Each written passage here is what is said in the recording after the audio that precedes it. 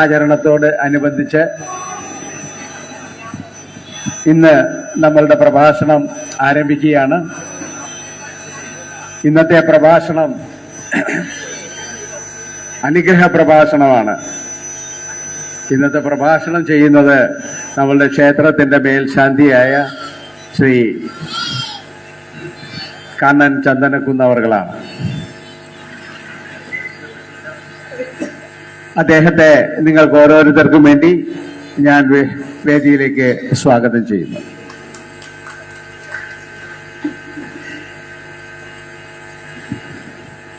പരിപാടിയുടെ ആദ്യപടിയായി ദീപാർപ്പണം ചെയ്യുന്നതിന് നമ്മുടെ വൈസ് പ്രസിഡന്റിനെ ക്ഷണിക്കുന്നു.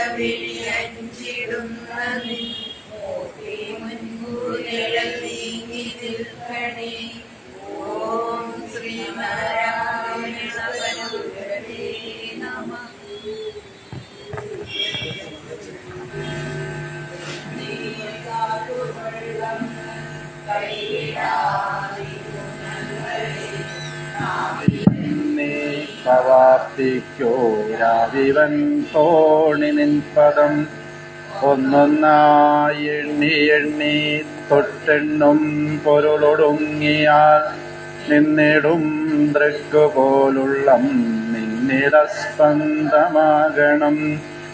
നവസ്ത്രാതിമുട്ടാതെ തന്നു രക്ഷിച്ചു ഞങ്ങളെ ധന്യരാക്കുന്ന നീയൊന്നോ തന്നെ ഞങ്ങൾക്കു തമ്പുരാൻ. ആഴിയും തിരയും കാറ്റും ആഴവും പോലെ ഞങ്ങളും മായയും നിൻ മഹിമയും നീയുമെന്നുള്ളിലാകണം. എല്ലോ സൃഷ്ടിയും സൃഷ്ടാവായതും സൃഷ്ടിജാലവും നീയല്ലോ ദൈവമേ സൃഷ്ടിക്കുള്ള സാമഗ്രിയായതും. മായയും മായാവിയും മായാവിനോദനും നീയല്ലോ മായയെ നീക്കി സായുജ്യം നൽകുമാര്യനും. സത്യം ജ്ഞാനമാനന്ദം നീ തന്നെ വർത്തമാനവും ഭവതും ഭാവിയും വേറെല്ലോതും മൊഴിമോർക്കുവിൻ. അകവും പുറവും തിങ്ങും മഹിമാവാർന്ന നിൻ പദം പുകഴ്ത്തുന്നു ഞങ്ങളങ്ങേ ഭഗവാനെ ജയിക്കുക. ജയിക്കുക മഹാദേവ ദീനാവനപരായണ. ജയിക്കുക ചിദാനന്ദ ദയാ സിന്ധോ. ജയിക്കുക മേറും നിൻ മഹസ്സ ആരിയിൽ ഞങ്ങളാകവേ. ആരണം വാഴണം നിത്യം, വാഴണം വാഴണം സുഖം. ഓം നാരായണ പരമഗുരവേ നമഃ.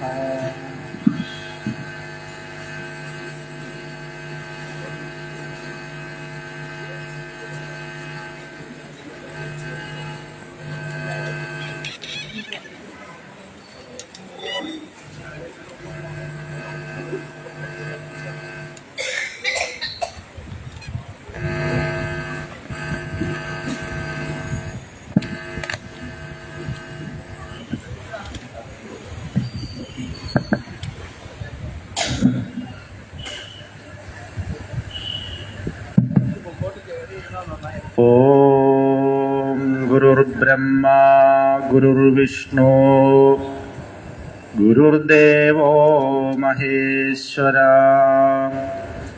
ഗുരുസാക്ഷാൽ പരബ്രഹ്മ തസ്മൈ ശ്രീ ഗുരവേ നമഃ.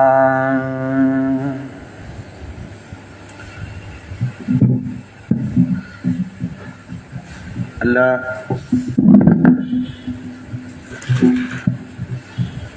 ഭക്തജനങ്ങൾക്കും കറുത്തുണ്ട് കേട്ടോ.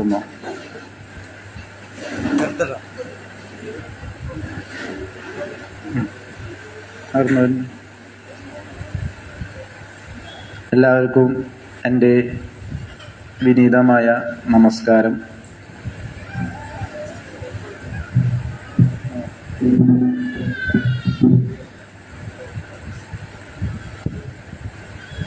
നമ്മളിന്നിവിടെ കർക്കിടക മാസത്തോടനുബന്ധിച്ച് നടക്കുന്ന രാമായണ ശബര്യ ഇന്ന് 5-ാം ദിവസത്തിലേക്ക് കടക്കുകയാണ്. അത് കുഴപ്പമില്ല, അതൊന്നും കാര്യമില്ല. കട്ടി പിടിക്കുമ്പോൾ തന്നെ കുഴപ്പമില്ല. കേൾക്കുകയാണെന്ന് വെച്ചാൽ കേൾക്കും.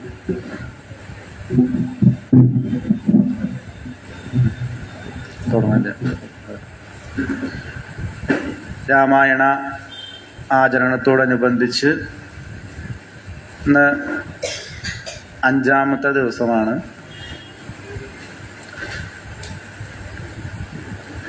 ഇതിനു മുന്നായി നമ്മൾ ഇത് ഇവിടെ നടത്തിയിട്ടുണ്ട്. അതേപോലെ തന്നെ മുന്നു വന്ന പ്രഭാഷകന്മാർ പറഞ്ഞു തന്ന കഥകളും കുറച്ച് നല്ല നന്മയുള്ള കുറേ വിശേഷങ്ങളൊക്കെ നമ്മളോട് പങ്കുവച്ചു. ഇവിടെ ഇന്ന് ഞാൻ പറയാൻ പോകുന്നത് രാമായണത്തിലെ കുറച്ച് വിഷയങ്ങൾ, അത് കുറച്ച് ഗൗരവവും അത് നമ്മുടെ സമൂഹവുമായിട്ട് എത്രത്തോളം ബന്ധമുണ്ടെന്നും ഉള്ള വിഷയത്തെക്കുറിച്ചാണ് ഞാൻ സംസാരിക്കാൻ പോകുന്നത്. അപ്പം അതിൽ പ്രധാനമായി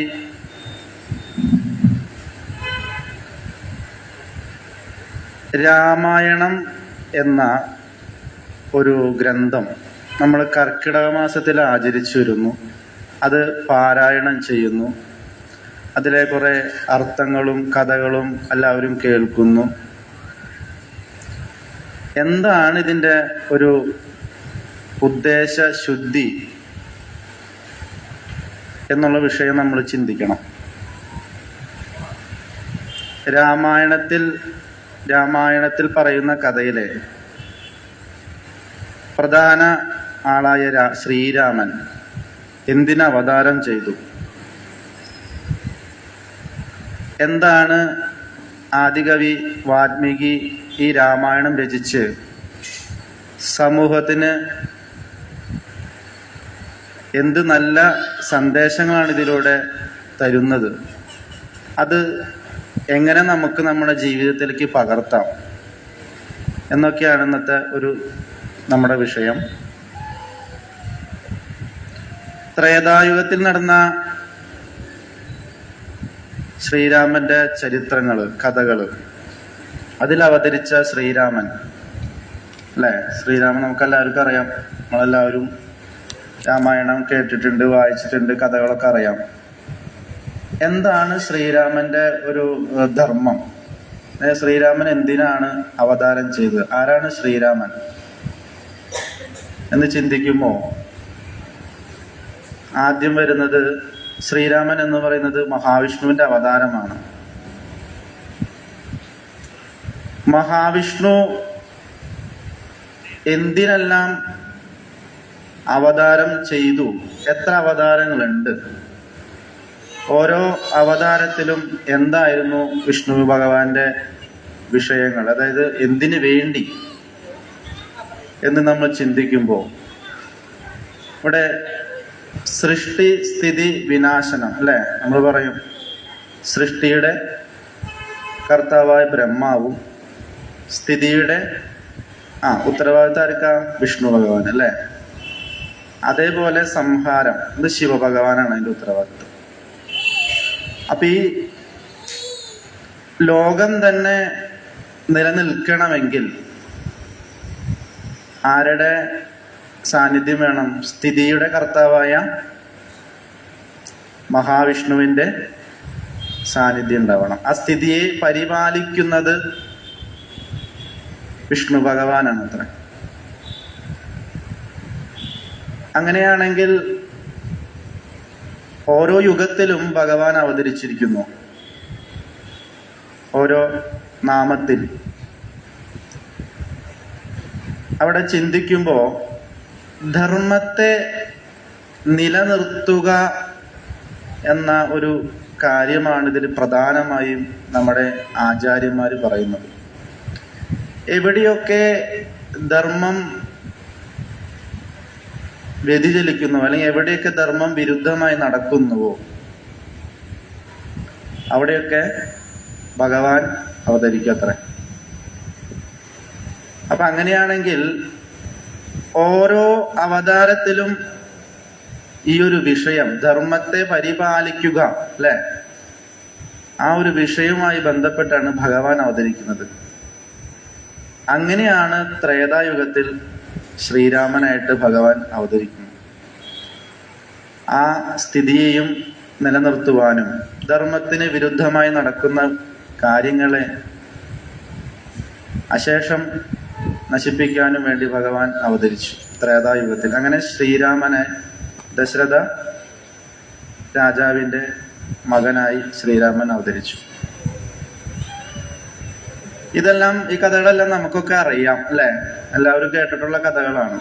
ഞാൻ കഥകളിലേക്കൊന്നും കിടക്കുന്നില്ല. അതിന്റെ പ്രധാനമായ കുറച്ച് കാര്യങ്ങൾ എടുത്തു പറയാണ്. ഈ രാമായണത്തില് ഒരുപാട് കഥകളും ഉപകഥകളൊക്കെ ഉണ്ട്. ഇതൊക്കെ നമ്മൾ കേട്ടിട്ടുണ്ട്.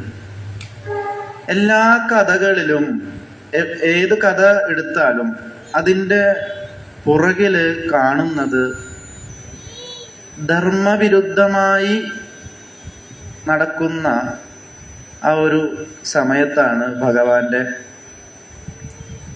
അല്ലെങ്കിൽ അതിൽ ഈ രാമായണത്തിൽ തന്നെ പറയുന്നത് ധർമ്മത്തിനെതിരായ വിഷയങ്ങൾ സംഭവിച്ചാൽ എന്തു സംഭവിക്കുന്നു എന്ന് പറയുന്നു അവിടെ. അപ്പൊ നമ്മള് എന്താണ് ശ്രീരാമന്റെ രാമായണത്തിലെ പറയാ, ദശരഥ രാജാവിന്റെ മകനാണ് രാമൻ. അവിടെ സന്താനത്തിന്റെ ധർമ്മം, സന്താനങ്ങൾ എങ്ങനെയാണ് അച്ഛൻ അമ്മയെ പരിപാലിക്കുന്നത് എന്ന ഒരു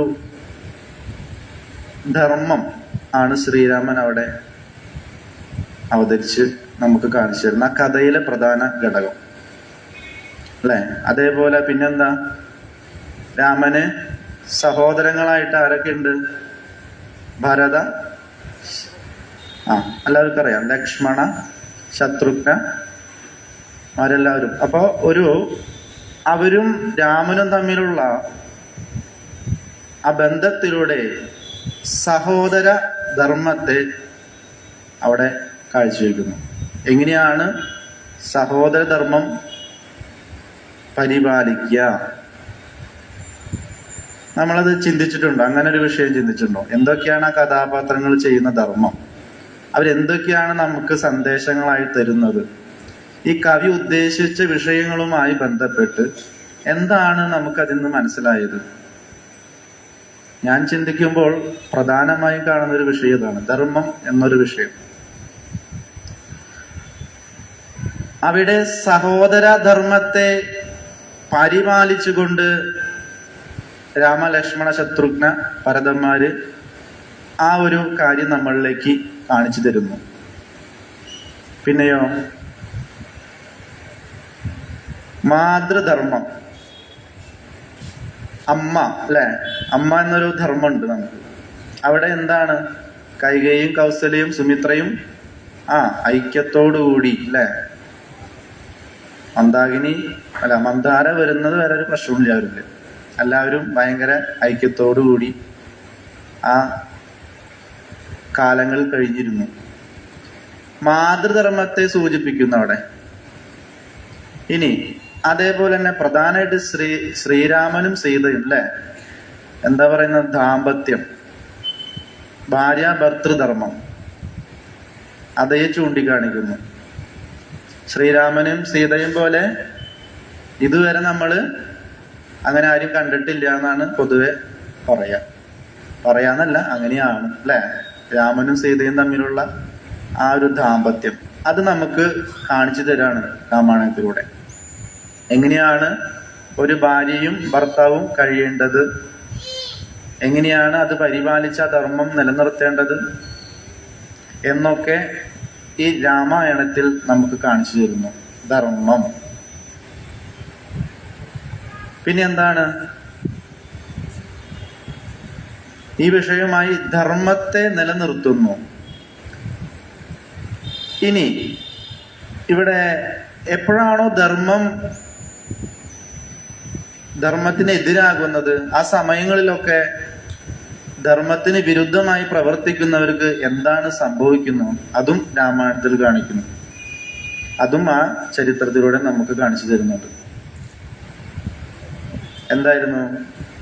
മന്ദാരയുടെ ഒരു കുബുദ്ധി, അതിലൂടെ എന്തൊക്കെ സംഭവിച്ചു? രാമൻ വനവാസത്തിന് വരെ പോകേണ്ട അവസ്ഥ വന്നു. ഈ രാമായണത്തിലെ കഥകളും ചരിത്രങ്ങളും ഒക്കെ ആരംഭിച്ചത് അവിടെ നിന്നാണ്. അപ്പൊ അതിന്ന് എന്തുണ്ടായി? മാതൃദുഃഖം സ്വീകരിക്കേണ്ടി വന്നു. ആർക്ക്? കൈകേയി. ഇതുപോലെ തന്നെ വേറൊരു കഥാപാത്രമാണ് ശൂർപ്പണഖ. ശൂർപ്പണഖയ്ക്ക് എന്താ സംഭവിച്ചത്? അന്യ ഭാര്യയെ അല്ലെങ്കിൽ അന്യ പുരുഷനെ ആഗ്രഹിക്കുക അല്ലെ. ശൂർപ്പണ എന്താ ചെയ്തേ? ശ്രീരാമനെ പോലുള്ള ഒരു പുരുഷനെ, ശ്രീരാമനെ ആഗ്രഹിക്കുക അല്ലെ. ഓൾറെഡി ശ്രീരാമൻ സീതയുടെ ഭർത്താവാണ്. ദാമ്പത്യം, ഭാര്യ ഭർത്തൃ ആയിട്ട് ജീവിക്കുന്ന ആ ശ്രീരാമനെ ശൂർപ്പണഖ ആഗ്രഹിച്ചു. എന്തു സംഭവിച്ചു? ധർമ്മത്തിനെതിരായി അവിടെ അല്ലെ. പ്രധാനമായിട്ട് ചിന്തിക്കുമ്പോ അങ്ങനെ ചെയ്യാൻ പാടില്ല. ശൂർപ്പണഖയ്ക്ക് അങ്ങനെ ചിന്ത വരാൻ പാടില്ല. അങ്ങനെ ചിന്ത ശൂർപ്പണയിൽ വന്നപ്പോൾ തന്നെ എന്താ സംഭവിച്ച? അവിടെ ഒരു യുദ്ധം വരെ സംഭവിച്ചു. ശൂർപ്പണയുടെ അവസ്ഥ എന്തായിരുന്നു? മൂക്കൊക്കെ ഛേദനം ചെയ്ത്. അപ്പൊ ഇവിടെ ആഗ്രഹം അല്ലെ, നമ്മൾ പറയും അർഹിക്കുന്നേ ആഗ്രഹിക്കാൻ പാടുള്ളൂ. ശൂർപ്പണയുടെ ആ ഒരു ദുശ്ചിന്തയും ആ ഒരു ആഗ്രഹവും മൂലം നാശം സംഭവിച്ചു അവിടെ. ഇനി ഇതുപോലെ തന്നെ അല്ലെ ബാലി സുഗ്രീവ കഥ അതിൽ പറയുന്നതാണ്. ബാലി ഭഗവാന്റെ പ്രിയ ഭക്തനായിരുന്നു, രാമന്റെ ഭക്തനായിരുന്നു.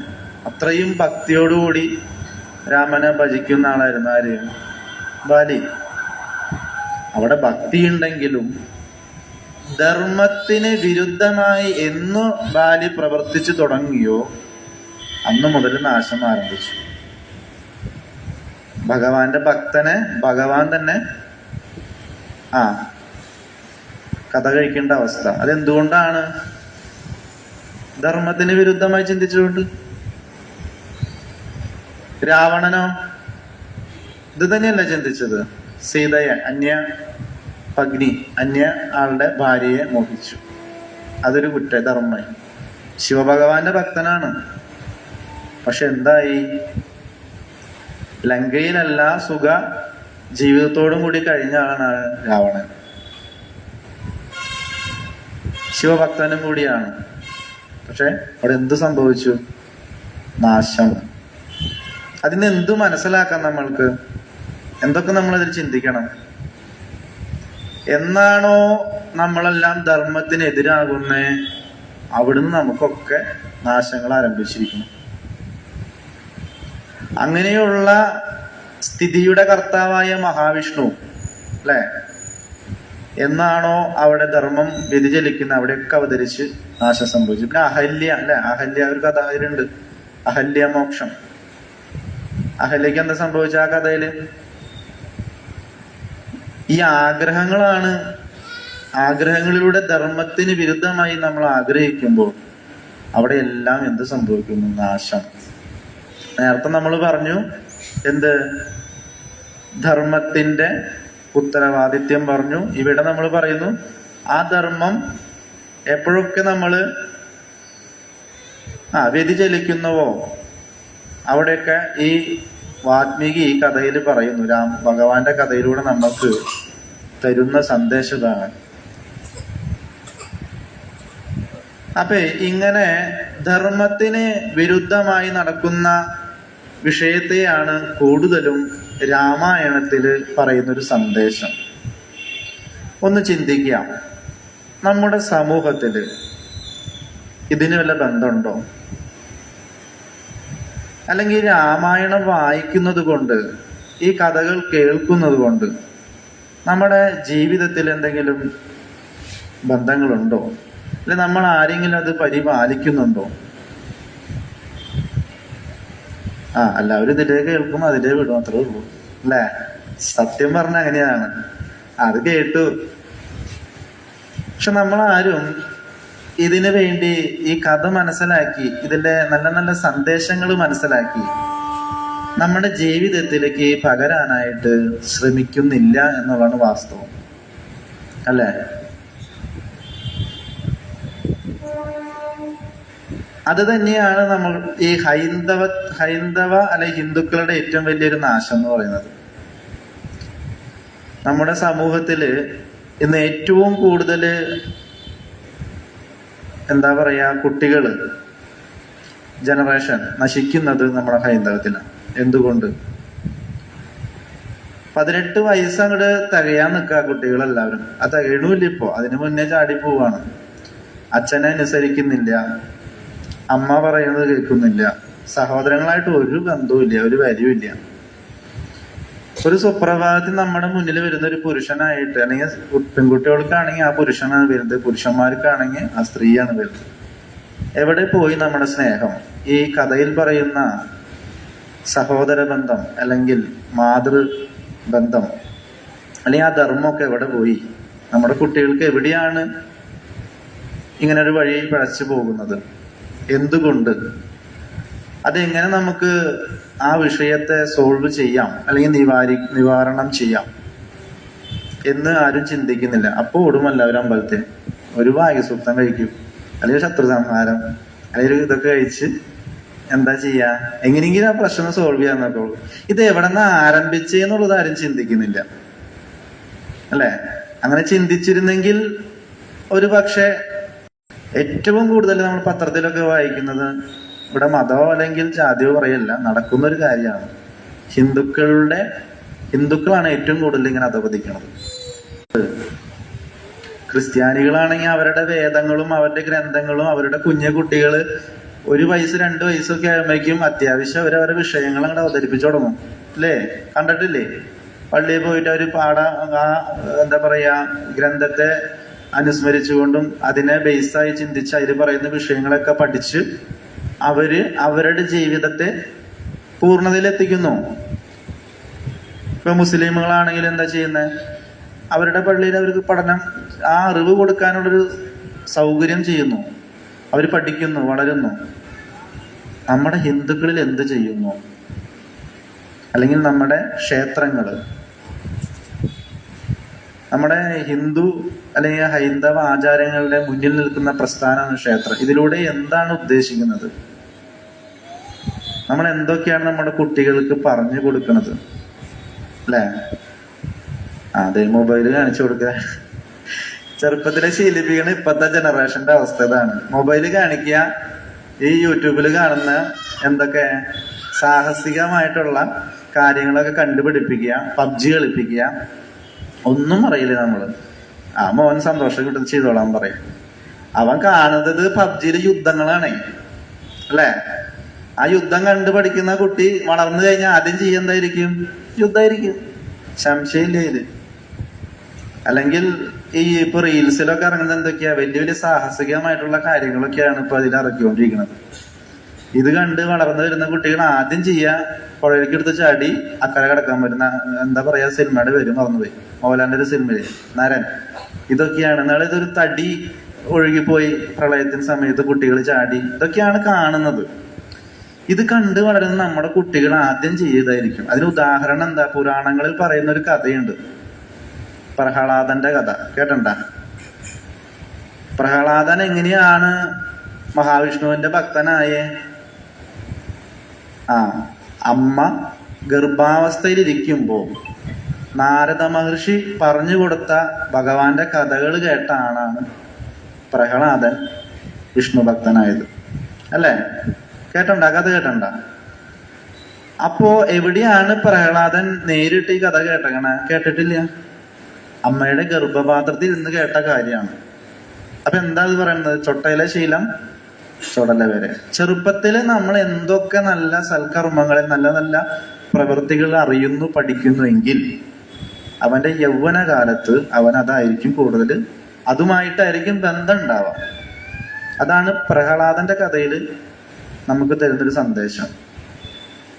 പ്രഹ്ലാദൻ ഗർഭാവസ്ഥയിൽ, പ്രഹ്ലാദന്റെ അമ്മയുടെ ഗർഭാവസ്ഥയിൽ ഇരിക്കുമ്പോൾ ഭഗവാന്റെ കഥ കേട്ട് ഭക്തിയുണ്ടായി. അവൻ ജനിച്ച അന്ന് മുതൽ ഭഗവാന്റെ നാമങ്ങളും കാര്യങ്ങളൊക്കെ ആയി. അതുകൊണ്ട് ആർക്ക്? ഹിരണ്യകശിപുവിന് സ്വന്തം മകനെ യുദ്ധം ചെയ്യേണ്ട അവസ്ഥയിലേക്ക് വന്നു. അവിടെയും ധർമ്മം വന്നു. എന്താണ്? മകനെ കൊല്ലുക എന്നുള്ളതൊരു അച്ഛന് പറ്റിയ ധർമ്മമാണോ? അല്ല. അവിടെ ആരാവതരിച്ചു? ആരാവതരിച്ചേ? നിങ്ങൾ പറ. കഥ നിങ്ങൾ അറിഞ്ഞിട്ടുള്ളല്ലേ. അതിനാരാവതരിച്ച അവിടെ? ഭഗവാൻ വിഷ്ണു. ഏത് രൂപത്തിൽ? നരസിംഹ രൂപം കൊണ്ട് അവതരിച്ചു ഭഗവാൻ. അവിടെയും ധർമ്മം, അവിടെയും പറയുന്ന കേട്ടോ, രാമായണ നേരത്തെ പറഞ്ഞ പോലെ തന്നെ ധർമ്മം, അതിനെ പരിപാലിക്കുന്നത് ഭഗവാനാ. അപ്പൊ അങ്ങനെയുള്ള പ്രഹ്ലാദന് കിട്ടിയ പോലെയുള്ള ഒരു കാര്യം നമ്മുടെ ഹിന്ദുക്കളിൽ കുട്ടികള് ഈ ഗർഭിണിയായിരിക്കുന്ന സമയത്തൊക്കെ പണ്ടൊക്കെ നാമം ജപിക്കുക, അങ്ങനെയുള്ള കാര്യങ്ങളൊക്കെ ചെയ്തിരുന്നു. അടുത്ത് അമ്മമാര് മുത്തശ്ശിമാരൊക്കെ ഉണ്ടെങ്കിൽ കഥകളൊക്കെ പറഞ്ഞു കൊടുക്കും. രാമന്റെ കഥ, ഭാഗവത കൃഷ്ണന്റെ കഥ, അങ്ങനെയൊക്കെ പറഞ്ഞു കേട്ട് കുട്ടികൾ വളരുമ്പോ ആ ഒരു ചൈതന്യത്തോടും ആ ഒരു നല്ല മനസ്സോടും കൂടിയായിരിക്കും വളരാം. അതാണ് പ്രഹ്ലാദന്റെ കഥ പറയുന്നത്. ഇവിടെ നമ്മുടെ കുട്ടികൾ എന്താ കാണുന്നതും കേൾക്കുന്നതും? അവിടുന്ന് ബോംബ് എറിയണം, ഇവിടെ പൊട്ടണം, അവിടെ യുദ്ധം ചെയ്യണം, ഇതൊക്കെയാണ് മൊബൈലിൽ കണ്ടുകൊണ്ടിരിക്കുന്നത്. ഇതിലൂടെ കുട്ടികളുടെ ചിന്ത തന്നെ, ചിന്തിക്കണം, ക്രൂരമായിട്ടുള്ള അവസ്ഥയാണ്. ആ ചിന്തകൾ മാത്രമാണ് കുട്ടികൾക്ക് വരുന്നത്. അതുകൊണ്ട് എന്തൊക്കെ പോകുന്നു? മാതൃസ്നേഹം, അമ്മയോട് സ്നേഹമില്ല, അച്ഛനോടും സ്നേഹമില്ല. എല്ലാവരുടെ കാര്യമല്ല പറയണ, പൊതുവേ പറയുന്നതാണ്. എന്തൊക്കെ പ്രശ്നങ്ങളാണ് നമ്മുടെ സമൂഹത്തിൽ നടക്കുന്നത്? ഇതൊക്കെ എവിടെ നിന്ന് ആരംഭിച്ചു എന്നാരും ചിന്തിക്കുന്നില്ല. സംഭവിച്ചതിന് ശേഷം പരിഹരിക്കുക എന്നുള്ള വിഷയമാണ് എല്ലാവരും ചിന്തിക്കുന്നത്. എനിക്ക് സമൂഹത്തോട് പറയുന്ന ഏറ്റവും പ്രധാനമായിട്ടൊരു കാര്യം, കുട്ടികളുടെ ബാല്യകാലം അത് നല്ലത് പറഞ്ഞു പഠിക്കണം, നാമം ജപിപ്പിക്കണം, അല്ലെ? അത് ജപിച്ച് വളരുന്ന കുട്ടികൾക്ക് മനക്കട്ടി ഉണ്ടാവും, മനസ്സിന് ധൈര്യം ഉണ്ടാവും. ഇന്നൊരു 18 19 വയസ്സായ കുട്ടികൾക്ക് എന്തെങ്കിലും ഒരു വിഷയം അമ്മ തല്ലി അച്ഛൻ തല്ലി എന്ന് പറഞ്ഞാൽ നേരെ പോയിട്ട് കെട്ടിത്തൂങ്ങാം, ആത്മഹത്യ ചെയ്യാം. ഉള്ള കാര്യമാണ്, അല്ലേ? പത്രത്തിലൊക്കെ നോക്കി അതൊക്കെ പറയാനുള്ളൂ. കുട്ടികൾ വെള്ളത്തിൽ ചാടി ആത്മഹത്യ. എന്തിന്? മനസ്സിന് കട്ടിയില്ല, മനസ്സിന് ഒട്ടും തന്നെ കട്ടിയില്ല. എന്തുകൊണ്ടാണ്? ഈശ്വരാരാധന ഇല്ല, ആത്മീയ തലം വളർന്നിട്ടില്ല കുട്ടികളുടെ. ആത്മീയ തലം, അത് ഈശ്വരാരാധനയോ അല്ലെങ്കിൽ ഈശ്വര കഥകൾ കേൾക്കുകയോ ചെയ്യുന്ന കുട്ടികൾക്കാണ് ഈ പറയുന്ന, അതിലൂടെ സംഭവിക്കുന്നത് മനസ്സിന് ധൈര്യവും ഊർജവും വിവേകശക്തി, വിവേക ബുദ്ധി, ഇതൊക്കെയാണ് ഇതിലൂടെ ഉണ്ടാവുന്നത്. പിറന്നാള് വരുമ്പോൾ മാത്രമാണ് നമ്മുടെ കുട്ടികൾ അമ്പലത്തിൽ വരാം, അല്ലെ? അന്നാണ് നമ്മള് അമ്മമാരും അവരുടെ കൂടെ വരിക. പൊതുവെ നടക്കുന്ന ഒരു കാര്യമാണത്. നമ്മുടെ ഹിന്ദുക്കളിൽ മാത്രമാണ് ഈ ഒരു അവസ്ഥ. ഇതിനൊക്കെ എങ്ങനെ നമുക്ക് പരിഹരിക്കാം? നമുക്ക് വേണ്ട ഒരു കാര്യമാണ്. കുറെ പുരാണങ്ങളോ ചരിത്രങ്ങളോ കേട്ടാൽ മാത്രം പോരാ, പ്രവൃത്തി വേണം, അല്ലേ? ഇന്ന് നമ്മളൊക്കെ ഒരു പരമ്പരയുടെ കീഴിലാണ്. ഏതായിരുന്നു ആ പരമ്പര? ശ്രീനാരായണ ഗുരു, അല്ലെ? ഗുരുദേവന്റെ പരമ്പരയിൽപ്പെട്ട ആളുകളാണ് നമ്മളൊക്കെ. അന്ന് ഗുരുദേവൻ ചെയ്ത പുണ്യപ്രവൃത്തിയും ഗുരുദേവന്റെ കാരുണ്യത്താലും ഇന്ന് നമ്മൾക്ക് ഒരു ക്ഷേത്രത്തിൽ ദർശനം തന്നെ ചെയ്യാൻ സാധിച്ചു. ഇന്ന് ഇങ്ങനെ ഒരു പന്താവ് ഉണ്ടായിരുന്നു. ഇതൊക്കെ എങ്ങനെയാ? ആ ഗുരുദേവന്റെ, അല്ലെ? ആ ഗുരുദേവന്റെ പ്രയത്നമായിരുന്നു. അന്ന് കാലങ്ങളില് ക്ഷേത്രത്തിലേക്ക് ആളുകൾ കടക്കാൻ പാടില്ല, ശുദ്ധി, ഭ്രഷ്ടത എന്തൊക്കെയായിരുന്നു. ഇതിനെയെല്ലാം തരണം ചെയ്ത് മുന്നോട്ട് വന്ന ഗുരുദേവന്റെ പരമ്പരകളാണ് നമ്മൾ. അവിടെ ഗുരുദേവൻ ഗുരുദേവൻ വസിച്ച കാലത്ത് വരുന്ന തലമുറയ്ക്ക് വേണ്ടി ഗുരുദേവൻ പ്രയത്നിച്ചു. നമ്മൾ വീട്ടില് മക്കൾക്ക് വേണ്ടി ഇതേമാതിരി എന്തെങ്കിലും, അല്ലെങ്കിൽ നല്ല അടുത്തൊരു തലമുറയ്ക്ക് വേണ്ടി നമ്മൾ ഈ പരമ്പരയിൽ ഇരുന്നു കൊണ്ട് എന്തെല്ലാം കാര്യങ്ങൾ ചെയ്യുന്നു നമ്മൾ ചിന്തിക്കേണ്ട വിഷയമാണത്. ആ ഒരു വിഷയത്തെ നമ്മൾ ചിന്തിച്ച് വേണ്ട വിധത്തിൽ എന്തെങ്കിലും നമ്മൾ ഇപ്പോൾ ചെയ്താൽ വരുന്ന തലമുറയ്ക്ക് സുഖജീവിതം ഉണ്ടാവും, പൂർണ്ണത ഉണ്ടാവും, അല്ലേ? ഇങ്ങനെ പോയി കഴിഞ്ഞാൽ എല്ലാവരും വെട്ടും കുത്തും കാര്യങ്ങളൊക്കെ നടക്കുന്നത്. യാഥാർത്ഥ്യമാണ് ഇതൊക്കെ. ഈ ഗുരുദേവന്റെ പരമ്പരയിൽ ഉള്ള നമ്മൾക്ക്, നമ്മുടെ കുട്ടികൾക്ക് ഇതേപോലെ എന്തെങ്കിലും ചെയ്യാനായിട്ട് നമ്മളെ കൊണ്ട് സാധിക്കണം. അതാണല്ലോ ഗുരുധർമ്മം. നമ്മുടെ കുട്ടികൾ ഗുരുദേവന്റെ എത്ര കൃതികൾ അറിയാം, അല്ലെങ്കിൽ ആ കഥകൾ എന്തെല്ലാം അറിയാം. ഇതൊക്കെ പോട്ടെ, ഇന്ന് ഈ സദസ്സില് എത്ര കുട്ടികളുണ്ട് നോക്കിയേ നിങ്ങള്. നമ്മളെല്ലാരും കുട്ടികളാവാനിത്, അതൊക്കെ സത്യം തന്നെ. എങ്കിലും വരുന്ന തലമുറ ഈ പ്രഭാഷണം അല്ലെങ്കിൽ ഈ സദസ്സ് എന്ന് പറയുന്നത് അറിവ് പകരാനുള്ള, അല്ലെങ്കിൽ അറിയാത്ത കാര്യങ്ങൾ പറഞ്ഞ് മനസ്സിലാക്കി നമ്മൾ ജീവിതത്തിലേക്ക് പ്രവർത്തിക്കാൻ വേണ്ടിയിട്ടാണ് ഈ സദസ്സിനെ കൊണ്ടൊരു ഉദ്ദേശശുദ്ധി. നമ്മൾ പ്രായമായവരെല്ലാവരും ഇവിടെ ഉണ്ട്. നമ്മൾ ഇവിടെ ഇരിക്കാൻ കാരണം എന്തുകൊണ്ടാ? ചിന്തിച്ചിട്ടുണ്ടോ? നമ്മുടെ കുട്ടിക്കാലം ഓർത്തു നോക്കൂ, അല്ലെ? അമ്മയുടെ കൂടെ ഒരു ആഴ്ചയിൽ ഒരു 5 ദിവസം നമ്മൾ അമ്പലത്തിലുണ്ടാവും. ഒന്ന് പോയി തൊഴുതു വരും, സന്ധ്യക്ക് വിളക്ക് വെച്ച് നാമം ജപിക്കും, അല്ലെ? കുളിച്ച് കാല് കഴുകി. ഇന്ന് ഏതെങ്കിലും കുട്ടികൾ ചെയ്യുന്നുണ്ടോ ഈ പരിപാടി? ഒരു വീടൊന്ന് കാണിച്ചു തരാൻ പറ്റും? ഇപ്പൊ ട്രൈബ്രാഡ് ഓൺ ചെയ്ത് വയ്ക്കും. ഓം ഭൂർഭുവസ്വഹ തൽസവിതുർ വരേണ. കിട്ടി, അത് മതി, മനസ്സിൽ ജപിച്ചു, കഴിഞ്ഞു. ഇതാണ് നടക്കുന്നത്. അപ്പൊ നമ്മുടെ കുട്ടിക്കാലത്ത് നമ്മളെല്ലാം ആരാധിച്ച് നമ്മൾ വളർന്നു വന്ന രീതി ഇപ്പത്തെ രീതിയുമായി വളരെ വ്യത്യാസമുണ്ട്. ഓണം വന്നാലും വിഷു വന്നാലും, അല്ലെ, നമ്മളെല്ലാവരും ഒത്തുചേർന്ന് പായസമൊക്കെ ഉണ്ടാക്കി സദ്യയൊക്കെ കഴിച്ച്, അതുപോലെ ക്ഷേത്ര ദർശനങ്ങളൊക്കെ നടത്തി, മുത്തശ്ശി അല്ലെങ്കിൽ ഇവരുടെ കയ്യിൽ നിന്നൊക്കെ കഥകളൊക്കെ കേട്ട്, പുരാണ കഥകള്. പിന്നെ അത് മാത്രല്ല, പണ്ട് നമ്മള് രാമായണത്തിന്റെ തന്നെ കഥ സീരിയലൊക്കെ ആയിട്ടുണ്ടായിരുന്നു, അല്ലെ? ഭാഗവതത്തിന്റെ, വിഷ്ണു ഭഗവാന്റെ കഥ, വിഷ്ണു പുരാണം, അങ്ങനെ അനേക ആത്മീയ വിഷയങ്ങളെ ബന്ധപ്പെടുത്തുന്ന ഒരുപാട് കാര്യം നമ്മുടെ കുട്ടിക്കാലത്ത് ഉണ്ടായിരുന്നു. ക്ഷേത്രത്തിൽ വന്നാൽ നമ്മൾ പൂ പൊട്ടിച്ചു കൊണ്ടു കൊടുക്കും, അല്ലേ? ചന്ദനം തൊടും, പ്രസാദമൊക്കെ തൊട്ട് കുറെ നേരമൊക്കെ അവിടെ ഇരുന്ന് വർത്താനൊക്കെ പറഞ്ഞ് ഭഗവാന്റെ നാമൊക്കെ ജപിച്ച്, അതേപോലെ ക്ഷേത്രവുമായി ബന്ധപ്പെട്ട് ഒരുപാട് പ്രവർത്തനം, ശ്രീകൃഷ്ണ ജയന്തി, വിശേഷ ദിവസങ്ങളൊക്കെ നമ്മൾ ചെയ്യുന്നുണ്ട്. അതൊക്കെ അന്നൊരു എന്താ പറയാ, ആത്മാർത്ഥതയോടുകൂടി വേറെ ഒന്നും നമ്മൾ മനസ്സിൽ വിചാരിക്കാണ്ട് ആ കാലഘട്ടത്തിൽ നമ്മളെല്ലാം ആ ആത്മീയ വിഷയത്തെ ബന്ധപ്പെടുത്തി വളർന്നത് കൊണ്ട് നമ്മളെല്ലാം ഇന്ന് ഇതിന്റെ പുറകിലുണ്ട്. പക്ഷെ ഇവിടെ ആരില്ല, നമ്മുടെ വീട്ടിലെ കുട്ടികളെ നമ്മളത് കൊണ്ടുവരുന്നില്ല. നമ്മുടെ അച്ഛനമ്മമാർ ഇതെല്ലാം ആ കാലത്ത് നമ്മളെ കൊണ്ട് ചെയ്യിപ്പിച്ചിരുന്നു. എനിക്കൊക്കെ ഓർമ്മയുണ്ട്, സന്ധ്യക്ക് നാമം ജപിച്ചിട്ട് ഞാൻ ചെയ്തു തേക്കും. ട്യൂഷനൊന്നും ഇല്ല എന്നധികം, എന്നാലും നാമം ജപിക്കണം. 6 മണിയാകുമ്പോൾ വിളക്ക് വെച്ച് നാമം ജപിക്കണം. ഇപ്പൊ ഞാൻ തന്നെ ഈ ഒരു അവസ്ഥയിൽ വന്നത് തന്നെ എൻ്റെ വീടിൻ്റെ അടുത്തൊരു ക്ഷേത്രമുണ്ട്.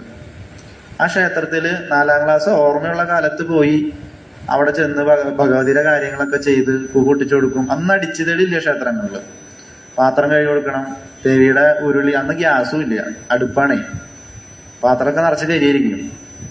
അപ്പൊ ഇതൊക്കെ കഴുകി കൊടുത്ത് പൂവൊക്കെ പൊട്ടിച്ചു കൊടുത്ത് ദേവിയുടെ കാര്യങ്ങൾ, ചുറ്റുവിളക്ക്, എണ്ണ ഒഴിച്ച് തിരി കത്തിച്ച് അമ്പലമായിട്ട് 7 ദിവസത്തിൽ ഒരു 5 ദിവസം ഇങ്ങനെ അമ്പലമൊക്കെ ആയിട്ട് ബന്ധപ്പെട്ടായിരിക്കും ഇരിക്കുക. അങ്ങനെ നടന്നതാണ് നമ്മളൊക്കെ ഈ മേഖലയിലേക്ക് വന്നത്. എന്ന് പറയുന്നത് പോലെ ആ കുട്ടിക്കാലത്ത് നമുക്കൊക്കെ ഉണ്ടായ കാലമല്ല ഇന്നത്. ഇന്ന് സൗകര്യങ്ങളൊക്കെ ഉണ്ട്, എങ്കിലും നമ്മുടെ മക്കളാരും ഇതിന്റെ കൂടെ ഫോളോ അപ്പിങ് ഇല്ല. അപ്പൊ ചിന്തിക്കും, നമ്മുടെ വീട്ടിൽ നമ്മുടെ കുട്ടികളൊക്കെ എത്ര പ്രാവശ്യം ആഴ്ചയിൽ അമ്പലത്തിൽ വരുന്നുണ്ട്? വേണ്ട, മാസം എടുക്ക്, ആഴ്ചക്ക് കളയാം. ഒരു ദിവസം പിറന്നാളിന് എന്തായാലും വരും എല്ലാവരും. പിന്നെ എന്തെങ്കിലും പ്രശ്നങ്ങൾ വരുമ്പോൾ ഓടി വരും. ഇതല്ലാതെ എത്ര കുട്ടികൾ വരുന്നുണ്ട്? അതൊക്കെ ചിന്തിക്കണം. നമ്മള് അമ്മ അച്ഛൻ എന്ന് പറയുമ്പോ അവരെ നമ്മള് ചെറുപ്പത്തിലേ ഇതെല്ലാം പഠിപ്പിച്ചില്ലെങ്കിൽ ഇന്ന് കാണുന്ന ആത്മഹത്യകളും ഇന്ന് വൃദ്ധസദനങ്ങളൊക്കെ വളരെ കൂടുതലാ, അല്ലെ? അപ്പുറത്തും ഇപ്പുറത്തും കയ്യിലൊക്കെ വൃദ്ധസദന. എന്താണ് ഇതിനൊക്കെ കാരണം? നമ്മളോട് മക്കൾക്ക് സ്നേഹമില്ല. എന്തുകൊണ്ട് സ്നേഹമില്ല? നമ്മൾ അവരെ കൂടെ നിർത്തുന്നില്ല. നമ്മൾ വിചാരിക്കുന്ന അവരുടെ നമുക്ക് കിട്ടാത്ത, ചെറുപ്പകാലത്ത് കിട്ടാത്ത കാര്യങ്ങളൊക്കെ അവർക്ക് കിട്ടിക്കോട്ടെ എന്ന് വിചാരിച്ച് നമ്മൾ അവരെ സന്തോഷത്തിലേക്ക് ആകെ മൊബൈൽ മേടിച്ചു കൊടുക്കുന്നു, സൈക്കിൾ മേടിച്ചു കൊടുക്കുന്നു, ബൈക്ക് മേടിച്ചു കൊടുക്കുന്നു, ഒക്കെ ചെയ്യുന്നു. പക്ഷെ ആത്മീയമായിട്ട് നമ്മളൊന്നും ചെയ്യുന്നില്ല. ഭൗതികമായി നമ്മളെല്ലാം ചെയ്തു കൊടുക്കുന്നുണ്ട്, ആത്മീയമായിട്ട് നമ്മൾ ആരും അവർക്കൊന്നും ചെയ്തു കൊടുക്കുന്നില്ല. ചെയ്യുന്നുണ്ടോ ആരെങ്കിലും? ഇല്ല. കൈമണ്ണാവുന്ന കുടുംബങ്ങളുണ്ട്. ബാക്കിയുള്ളവർക്കൊന്നും സന്ധ്യ എന്ന് പറഞ്ഞാൽ എന്താന്ന് അറിയില്ല. സന്ധ്യക്ക് വിളക്ക് വെക്കുക എന്ന് പറഞ്ഞാൽ അറിയില്ല. വിളക്ക് വെക്കണ ശീലമുണ്ടോ എന്ന് ചോദിക്കും. ഇപ്പൊ പൂജാ റൂമിലേക്ക് മാറ്റി. പണ്ടൊക്കെ നടവാതിര, അത് പിന്നെ അത് കാണും വേണ്ട, തൊഴും വേണ്ടല്ലോ. മറ്റേത് നടകൂടെ കയറോ, വിളക്ക് ഇടിക്കണ്ടല്ലോ, ഒന്ന് തൊഴുത്തിട്ടെങ്കിലും പോകും. പൂജാ റൂമിൽ കയറ്റിയപ്പോ അതും ഇല്ല. ഇതൊക്കെയാണ് നമ്മുടെ അവസ്ഥ. അങ്ങനെ വരുമ്പോ എന്തൊക്കെയാ സംഭവിക്കുന്ന സമൂഹത്ത്?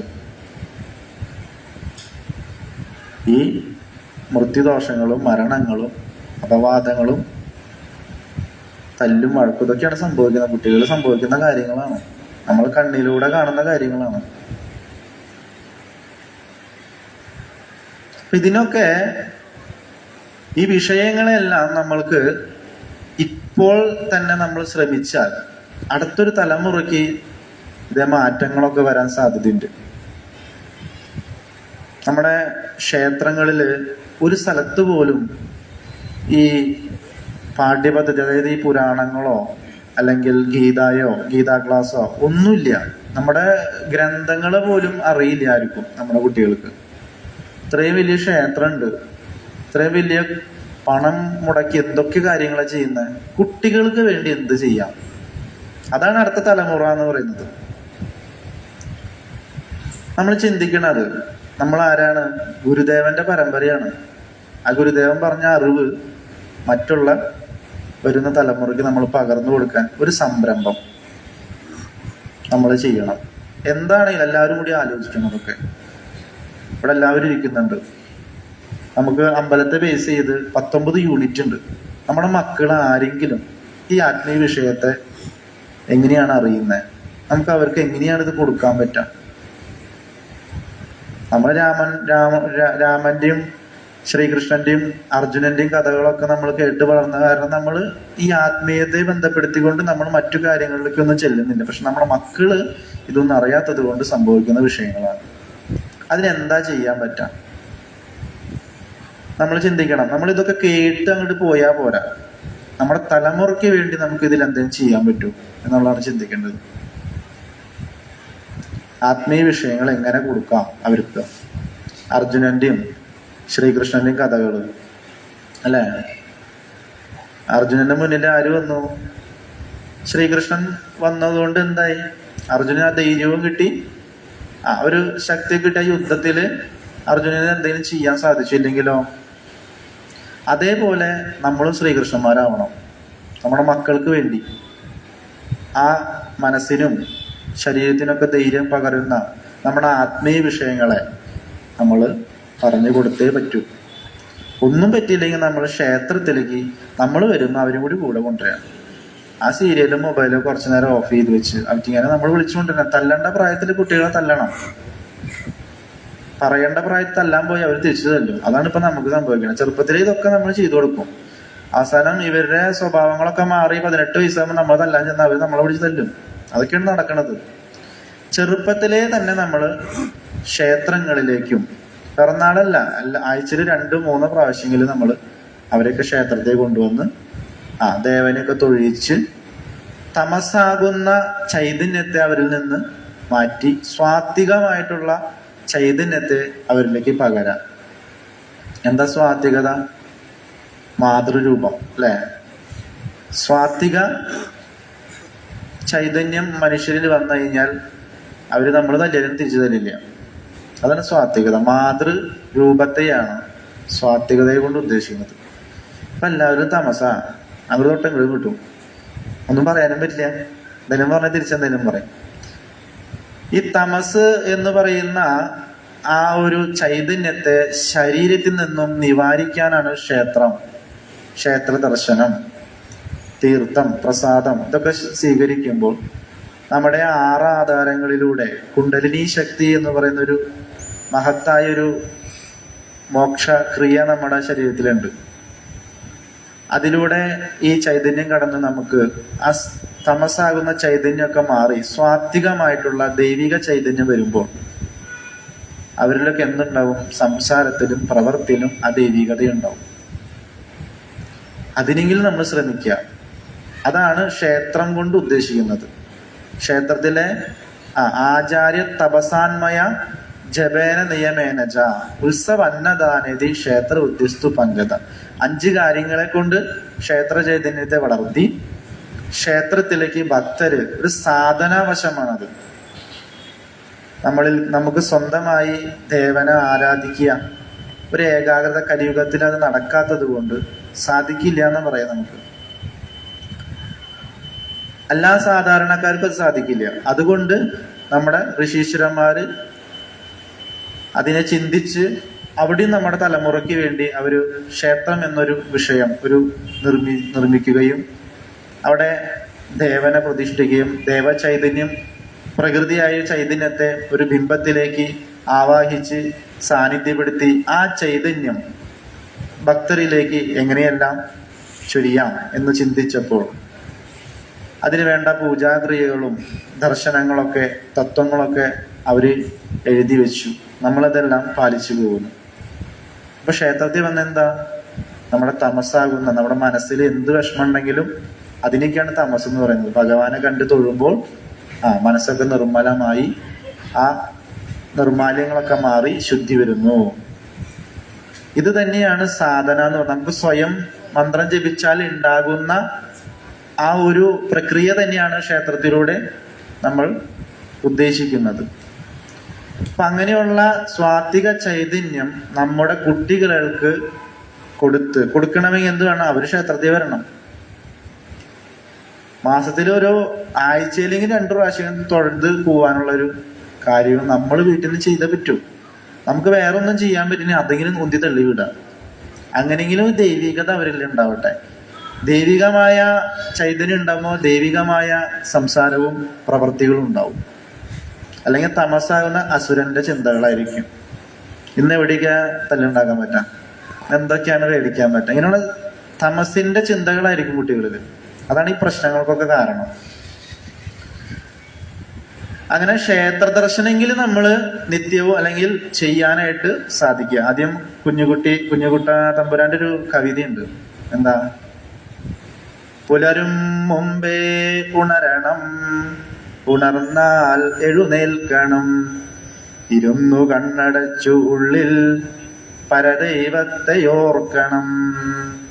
ഇതാരെയും ചെയ്യാറുണ്ടാ?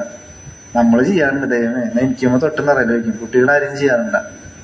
പുലരും മുമ്പേ ഉണരണം എന്ന് പറയുന്നത് വിദ്യാർത്ഥി ലക്ഷണമാണ് പറയുന്നത്. കുട്ടികളുടെ ഒരു ചരിത്രം പറയാം. ആരെങ്കിലും പുലരും മുമ്പ് ഉണരുന്നുണ്ടോ? പോട്ടെ, ഒരു 7 മണിക്കെങ്കിലും അറ്റ്ലീസ്റ്റ് നേരത്തെ പോകണം എന്നുള്ളത് കൊണ്ട് ചിലപ്പോൾ സ്കൂളിൽ പോകണോണ്ട് നേരത്തെ എഴുന്നേൽക്കുന്നു. പുലരും മുമ്പ് ഉണർന്നാൽ ഇരുന്ന് കണ്ണടച്ചുള്ളിൽ പരദൈവത്തെ ഓർക്കണം, ഈ ഇഷ്ടദേവതയെ ആരാധിക്കണം. ആ കിടന്നോട് തന്നെ ഇരുന്ന് നമ്മൾ നമ്മുടെ ധർമ്മദേവതയോ ഇഷ്ടദേവതയോ ഗ്രാമദേവതയോ സ്മരിച്ചു വേണം വലത്തെ കാല് താഴെ വെച്ച് ഭൂമിയിൽ സ്പർശിക്കാൻ എന്ന് പറയാം. നമ്മുടെ കുട്ടികൾ ആരും തന്നെ അത് ചെയ്യുന്നില്ല. എഴുന്നേറ്റ് അങ്ങോട്ട് ചാടി എനിക്ക് ഓടി അങ്ങോട്ട് വരും.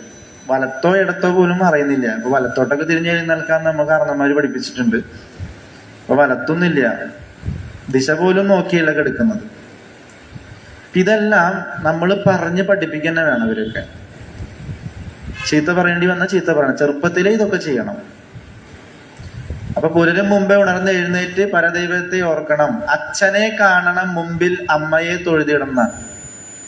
അച്ഛനെ കാണും വേണം, അമ്മയെ തൊഴും വേണം. അമ്മയെ തൊഴാനൊന്നും ആരും വരാറില്ല, അല്ലേ? അപ്പൊ ഇങ്ങനെയുള്ള സംസ്കാരങ്ങള് നമ്മുടെ കുട്ടികൾക്കില്ല.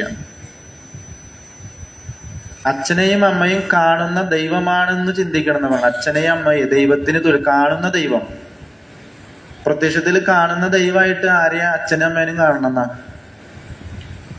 ഈശ്വരനല്ല, പ്രത്യക്ഷത്തിൽ അച്ഛനും അമ്മ. അപ്പൊ അത്രയ്ക്കും നമുക്ക് അച്ഛനോടും അമ്മയോടും കടപ്പാടുണ്ട്. അത്രയ്ക്കും നമ്മൾ അമ്മയും അച്ഛനെയും സ്നേഹിക്കണം, അവര് പറയുന്നത് അനുസരിക്കണം. ഇതെല്ലാം ഈ സംസ്കാരങ്ങളെല്ലാം കുട്ടികൾക്ക് പറഞ്ഞു കൊടുത്താലേ അവര് ആ രീതിയിൽ വളരുള്ളൂ. സംസ്കാരം എന്ന് പറഞ്ഞാൽ എന്താണോ ആവർത്തിച്ച് ചെയ്യുന്നത് അതിനെയാണ് സംസ്കാരം എന്ന് പറയാം. ഇപ്പൊ നമ്മൾ അമ്പലത്തിൽ പോകുന്നു, അതൊരു സംസ്കാരം. തൊഴുന്നു, അതൊരു സംസ്കാരം. എല്ലാ ദിവസവും നമ്മൾ ചെയ്യുന്ന നിത്യകൃത്യങ്ങൾ, ഇതൊക്കെ ഓരോ സംസ്കാരങ്ങളാണ്. ഇപ്പൊ പറയില്ല അവന്റെ സംസ്കാരത്തിന് പ്രശ്നങ്ങൾ ഉണ്ടായപ്പോൾ അത് അവന്റെ സംസ്കാരം എന്ന് പറയും. അവൻ പഠിച്ചു വന്നത് അങ്ങനെയാണെന്ന് പറയാം. അപ്പൊ നന്മയുള്ള ഈ കാര്യങ്ങളെല്ലാം നമ്മളെ കുട്ടികളെല്ലാം പഠിപ്പിച്ച് നമ്മളെയൊക്കെ ബഹുമാനത്തോടെ അമ്മയച്ഛൻ തൊഴിപ്പിച്ച് ചെറുപ്പത്തിലേ ഇതൊക്കെ ചെയ്ത് പഠിപ്പിക്കണം. അപ്പൊ അതങ്ങനെ അവർ ചെയ്തുകൊണ്ടിരിക്കും. ഈ പറഞ്ഞ സംസ്കാരം അവരിൽ വളരും. അപ്പൊ നമ്മളോട് എന്തുണ്ടാവും? ഒരു സ്നേഹം ഉണ്ടാവും, വാത്സല്യം ഉണ്ടാവും.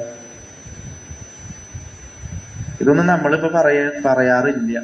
പറയുന്ന ആളുകൾ ഉണ്ടാവാം, എങ്കിലും അതുകൊണ്ടൊക്കെയാണ് ഈ ഇന്നത്തെ ജനറേഷൻ ഇങ്ങനെ വളരെ മോശമായി തിരിയാൻ കാരണവും. അപ്പൊ അതൊക്കെ എവിടുന്ന് കിട്ടുന്നു? ഇങ്ങനെയല്ല എങ്ങനെ നമ്മുടെ ജനറേഷനെ മാറ്റിയെടുക്കാം?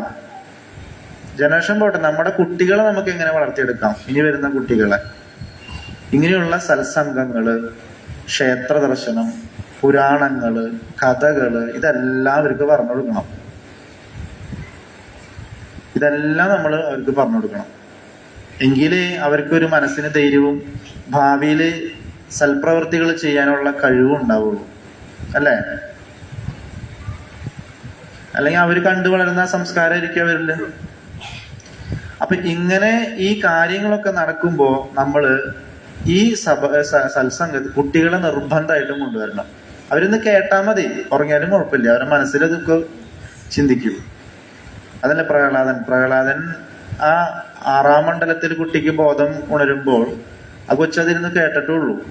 കുട്ടിയാണ്, എന്നാലോചിക്കണം. അമ്മ ഇരുന്ന് ഉറങ്ങായിരുന്നു നാരദ മഹർഷി കഥ പറയുമ്പോഴേ. അപ്പൊ ഇതൊക്കെ കേട്ടാലും മതി, അവർക്ക് പുണ്യം ഉണ്ടാവുന്ന പറയാം, ദൈവികത വരുന്ന പറയാം.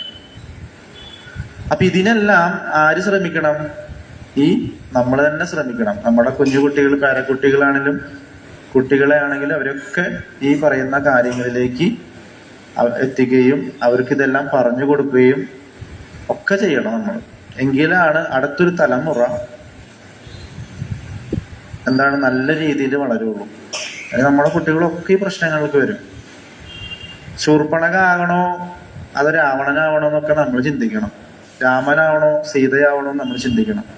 അവരുടെയൊക്കെ രാമായണ ചരിത്രത്തിൽ പറയുന്ന കഥകളിൽ എന്തെല്ലാം ധർമ്മത്തെയാണ് അവര് നമുക്ക് സന്ദേശമായി തരുന്നത്, അതൊക്കെ നമ്മളെ കുട്ടികളെ പറഞ്ഞ് പഠിപ്പിക്കണം. എങ്കിലേ അവരൊക്കെ അടുത്തൊരു നല്ലൊരു തലമുറ വാർത്തെടുക്കാൻ നമുക്ക് സാധിക്കും. നമ്മളതിന് അവകാശപ്പെട്ടവരാണ്, അല്ലെ? ശ്രീനാരായണ ഗുരുവിന്റെ ഒരു പരമ്പരയിലുള്ളവരാണ്. അപ്പൊ നാളത്തേക്ക് വേണ്ടി നമ്മൾ എന്തെങ്കിലും ചെയ്യണം. അതുകൊണ്ട് കുട്ടികളെ നാളെ മുതൽ വരുമ്പോൾ എല്ലാവരും കൊണ്ടുവരണം. കുറച്ച് സമയം ആത്മീയതയ്ക്ക് വേണ്ടി നമുക്കിതേ ക്ഷേത്രത്തിനുള്ള സൗകര്യങ്ങളൊക്കെ ചെയ്തു തരുന്നു, ഇങ്ങനെയുള്ള സത്സംഗത്തിനുള്ള അവസരങ്ങൾ ചെയ്തു തരുന്നു. എന്തോരം കഷ്ടപ്പെട്ടതെല്ലാം നമ്മൾ ചെയ്യുന്നത്. അത് ആർക്ക് വേണ്ടിയാ? നമ്മുടെ തലമുറയ്ക്ക് വേണ്ടി.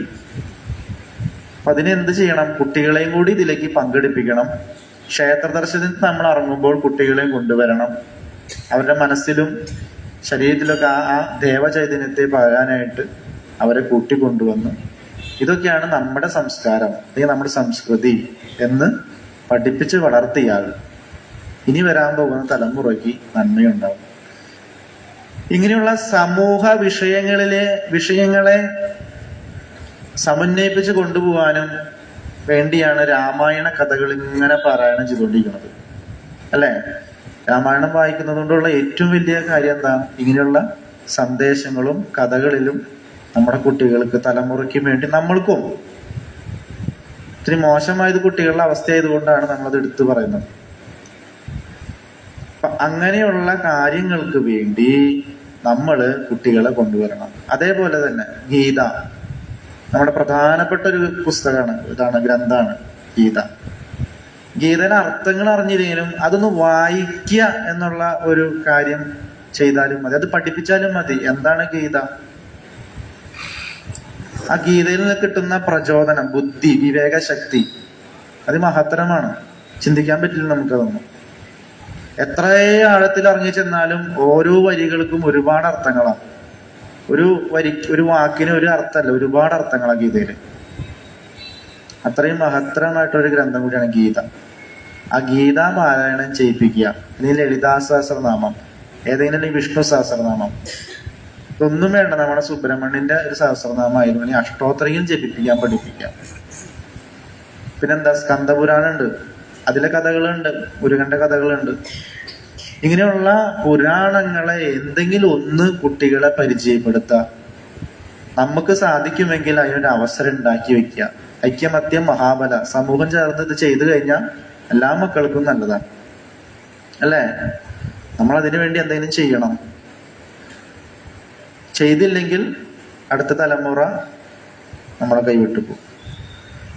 അപ്പൊ രാമായണം കൊണ്ട്, ഞാൻ ആദ്യം തന്നെ പറഞ്ഞു, രാമായണം കൊണ്ട് ഉദ്ദേശിക്കുന്നത് എന്താ?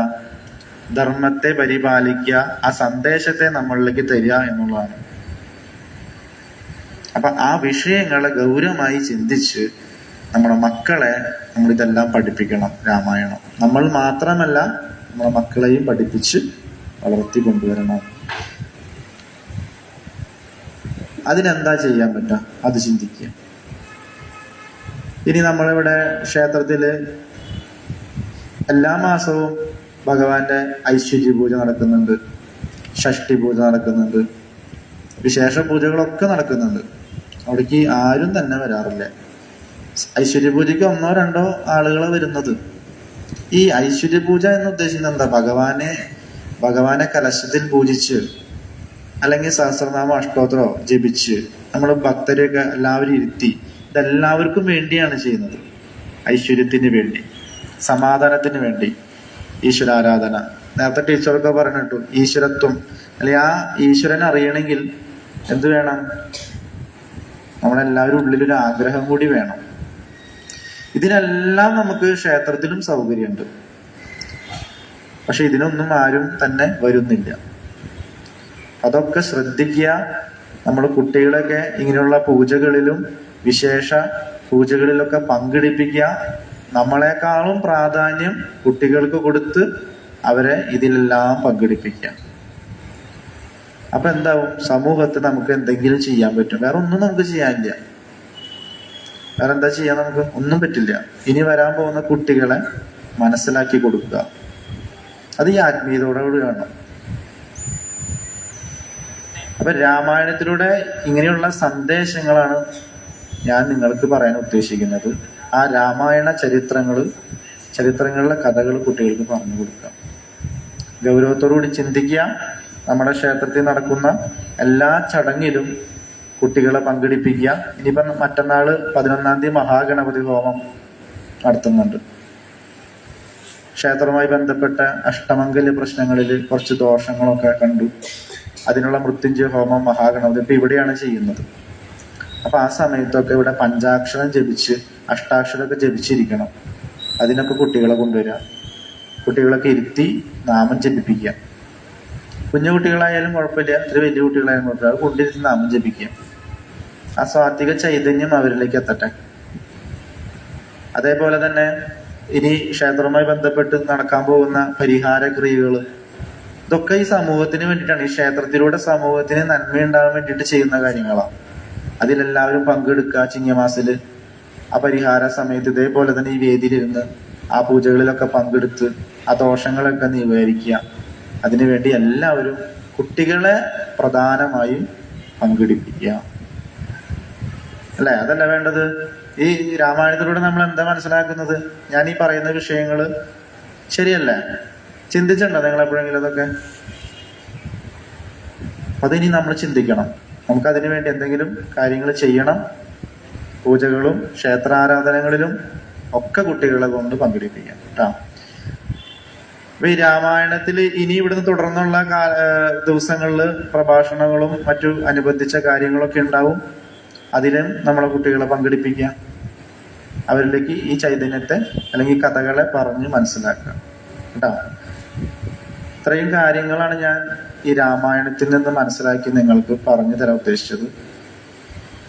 ഇത്രയും കാര്യങ്ങൾ പറഞ്ഞുകൊണ്ട് ഞാൻ എൻ്റെ ഈ ചുരുങ്ങിയ വാക്കുകളിലൂടെ ഉപസംഹരിക്കുന്നു. നന്ദി, നമസ്കാരം.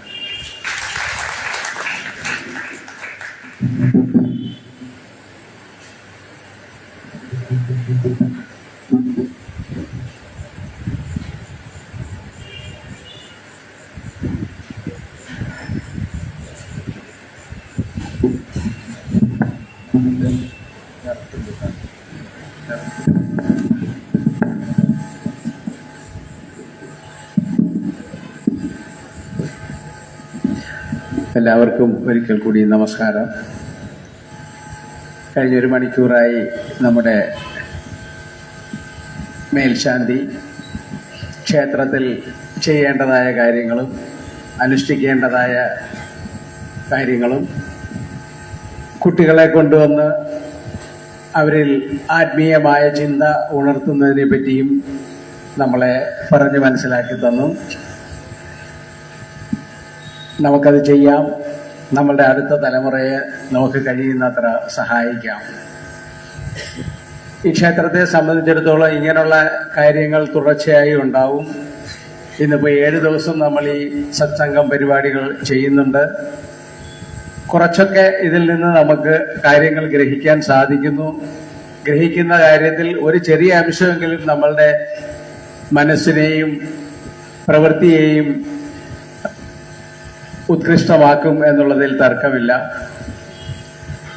ഇതിന്റെ ഭാഗമായി, കാരണം ചില പരിഹാരക്രിയയുടെ ഭാഗമായി സജസ്റ്റ് ചെയ്തിട്ടുള്ളത് പുരാണ പാരായണമാണ്. ആ പുരാണ പാരായണത്തിൽ ഏറ്റവും ശ്രേഷ്ഠമായത് ഭാഗവത പാരായണമെന്നാണ് പറഞ്ഞ് മനസ്സിലാക്കി തന്നിട്ടുള്ളത്.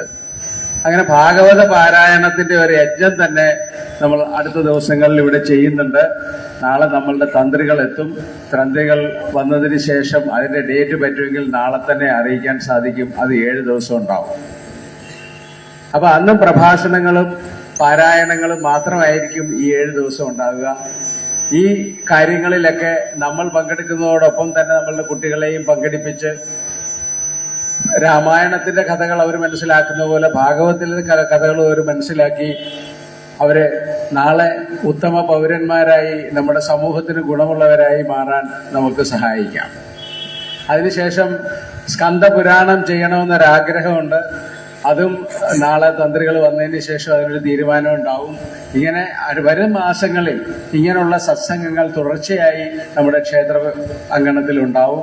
നിങ്ങളുടെയൊക്കെ സാന്നിധ്യവും സഹകരണവുമാണ് അതിനെ കൂടുതൽ ശക്തിപ്പെടുത്തുന്നതും നമ്മൾക്ക് പ്രചോദനം തരുന്നതും.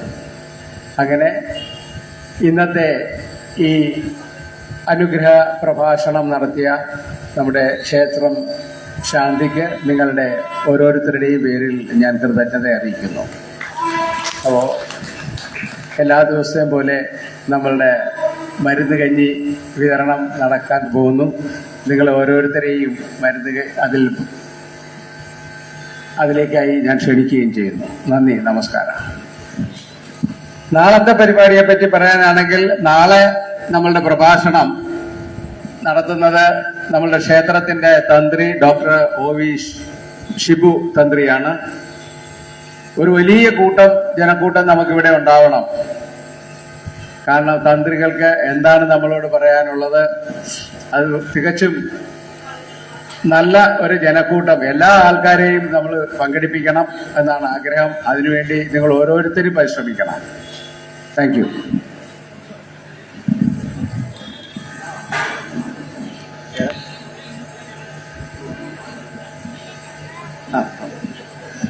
ഇന്നലെ പറഞ്ഞതാണ്, എന്നാലും ഒരിക്കൽ കൂടി ഓർമ്മിപ്പിക്കുന്നു.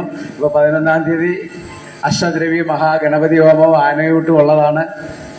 അതിനെ ഒരു വലിയ ചടങ്ങായി നമുക്ക് മാറ്റണം. അതിൻ്റെ തുടക്കമെന്നുള്ള രീതിയിലാണ് ഈ കാണുന്നതൊക്കെ. അപ്പോൾ കൂടുതൽ ഏതാണ്ട് 2000-ഓളം ആൾക്കാരുടെ ആണ് നമ്മൾ പ്രതീക്ഷിക്കുന്നത്. ഇപ്പോൾ ഒന്നും അത്രയൊന്നും ആയിട്ടില്ല. കൂടുതൽ ആൾക്കാർ വന്ന് ആ അഷ്ടദ്രവ്യ മഹാഗണപതി ഹോമത്തിൽ പങ്കാളികളാകണമെന്ന് ഒരിക്കൽ കൂടി അഭ്യർത്ഥിക്കുന്നു.